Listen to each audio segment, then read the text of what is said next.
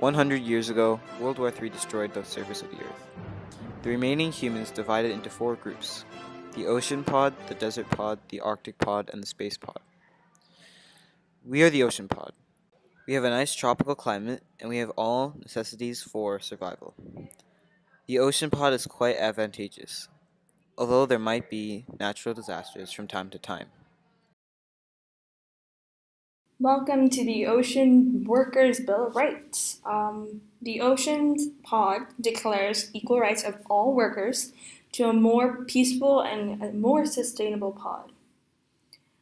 In Article 1, it basically talks about how all ocean employees are obligated with a safe and reliable environment to work in, and if they do not choose to work in this safe and reliable environment, then they must wear certain clothing to protect them from any harsh surroundings. The second article talks about how all workers are protected by certain forms of harassment. This includes gender, race, religion, and national origin.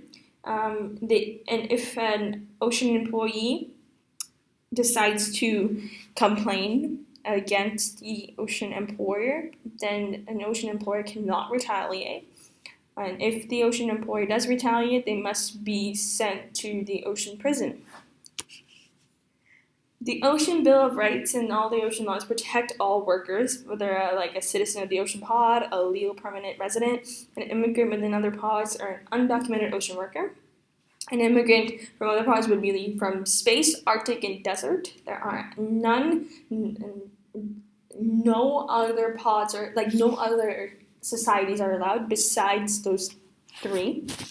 Article 4 says all ocean employees must provide healthcare for ocean employees that earn a low income. If an ocean employee falls under the criteria for low income, then they are not allowed to pay for their own healthcare, as this must be provided by the ocean employer. Article 5 states all the things that an ocean employer must do, and if they do not meet this criteria, then the employer will be fired and sent out from their job. Article 6 talks about how the divers of the ocean pod must be obligated to wear specific garments, like artificial gill mask or an insulation system with a diving suit, or like a headlamp. These are the basic criteria for workers that work and live in the ocean pod, as this is the Ocean Workers' Bill of Rights, and I hope you decide to live in the ocean.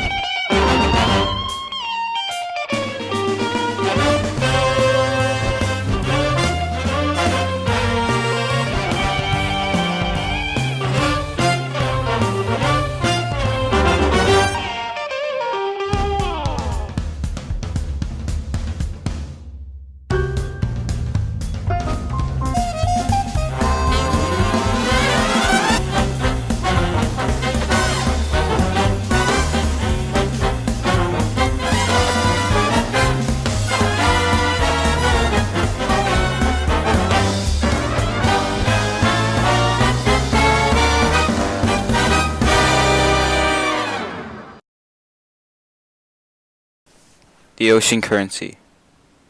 The ocean currency is a digital currency, stored in a government database. Each person in the pod has their own account, and they have money stored in their accounts. The people can access their accounts through their cards, and they can transfer the money from one account to another from there.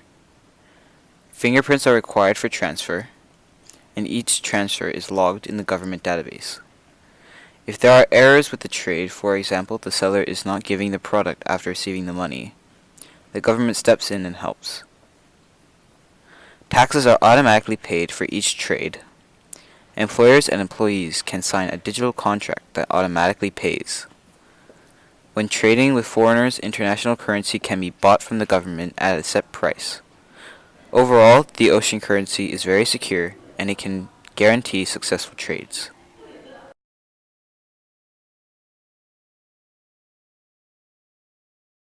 Hi, I'm Kara from the Ocean Pod. In the Ocean Pod, we came up with a fitness plan that would benefit the health of the people in our pod. The workouts challenge different body parts and different elements of the body. For example, cardiovascular, flexibility, muscular endurance, and cardio endurance too. We really encourage flexibility and cardio endurance because since our environment is surrounded by water, there is going to be a lot of swimming.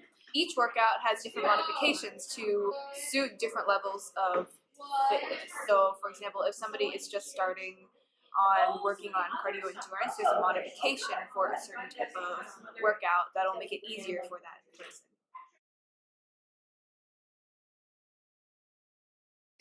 The ocean economic system is called ocean equity. Equity means more opportunities. Some of the government roles in ocean equity is that there's employment for the jobless, supervision, and virtual money. All of this is so that our economic system is more stable and efficient. Now let's talk about scarcity. Economic systems face this problem, and we want to try to eliminate that problem as much as possible. Now, our plan is to have a fair spread of resources. And what we mean by a fair spread, for example, people who are in poverty will get more of the resources, while the people who are living a wealthy life will get less of the resources. So, inequity is all about equality too. A fair compensation amongst all people, and the only difference in payment is how hard somebody works.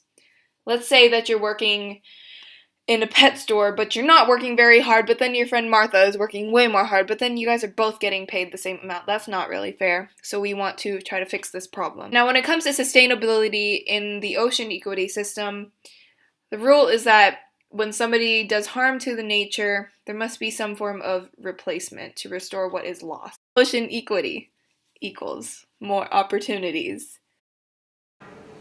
For the ocean pod, we predicted that over a period of 500 years that certain traits may become more frequent. These traits include strong blood circulation, insensitive eyes. This is understood as the scientists who studied these traits had controlled the pairing of couples. Based on scientific understandings, the scientists who did not control their pairing, such as flexible bone structure, strong digestive system, and thick skin, would experience a varied frequency of their traits, such as seen in this diagram here.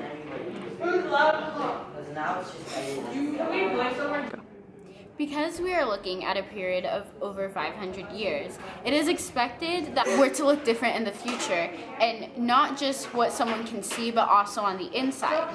Because certain traits were controlled, and their frequency will continue to increase. In the future, maybe more people would have a very strong digestive system, whereas now, there are less people who have that trait.